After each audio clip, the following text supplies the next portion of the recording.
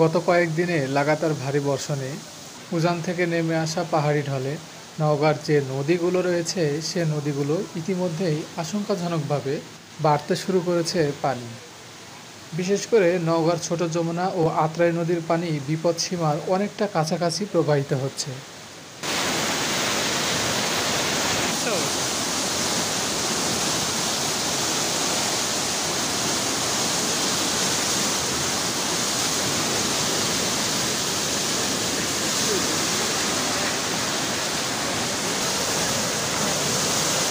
নওগাঁর পানি উন্নয়ন বোর্ডের উপবিভাগীয় প্রকৌশলী জানিয়েছেন যে আজকে বিকাল ৩টা পর্যন্ত নওগাঁর আত্রাই নদী জোতবাজার বিপদসীমার ৬০ সেন্টিমিটার নিচ দিয়ে, আত্রাই রেলওয়ে ব্রিজের পয়েন্টে ১.৬ সেন্টিমিটারের নিচ দিয়ে এবং ভারত থেকে আসা শিমুলতলি ব্রিজের পয়েন্টে ১.৩৪ সেন্টিমিটার নিচ দিয়ে পানি প্রবাহিত হচ্ছে।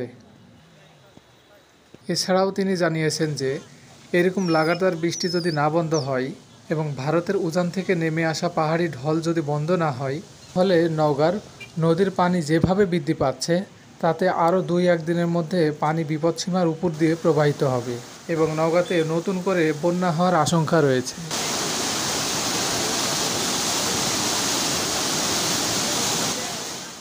কেমন হচ্ছে মাছ?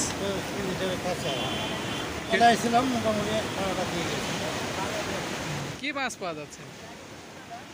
সব মাল টাল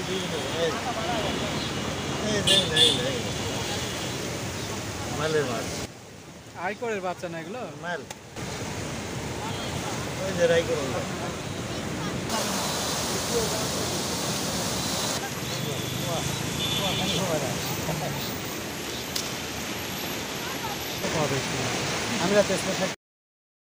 এছাড়াও নদীর পানি বৃদ্ধি হওয়াতে বিভিন্ন সুইচ গেট দিয়ে পানি প্রবেশ করায় সুইচ গেটের মুখগুলোতে প্রচুর পরিমাণে মাছ পাওয়া যাচ্ছে। মাছ বেশি পাওয়াতে জেলেরা কম দামে বিক্রি করছে এবং ক্রেতারা ক্রয় করতে পারছেন।